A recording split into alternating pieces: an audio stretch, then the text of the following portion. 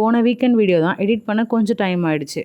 அதுக்கு முன்னாடி இருக்க வீக்கெண்ட் வெளியே போயிட்டோம். இந்த வீக்கெண்டாவது ஊருக்கு போகலாமேன்னு பிளான் பண்ணி தான் ஊருக்கு தான் போயிருந்தோம்.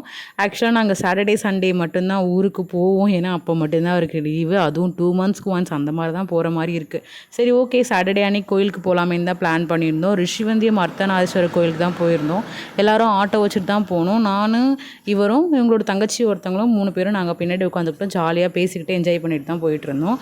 அதுக்கப்புறம் கோயில் உள்ள போனால் செம கூட்டமாக இருந்துச்சு. அப்புறம் கோயிலெலாம் ஃபுல்லாக முடிச்சுட்டு வீட்டுக்கு வந்தோடனே என்னோடய சிஸ்டர் ஒருத்தவங்க வந்து எனக்கு கோன் வச்சு விட்டாங்க. சூப்பராகவே வச்சு விட்டாங்க. நான் சிம்பிளாக தான் கேட்டிருந்தேன், ஆனால் அவங்க செம்மையாக வச்சு விட்டாங்க. அடுத்த நாள் சண்டேவும் ஒரு கோயிலுக்கு போகலாமேன்னு சொல்லிட்டு எங்களோட குலதெய்வம் கோயிலுக்கு தான் போயிருந்தோம். சேம் அதே மாதிரி ஆட்டோவில் தான் போனோம். பின்னாடி நாங்கள் 3 பேர் உட்காந்துக்கிட்டோம்.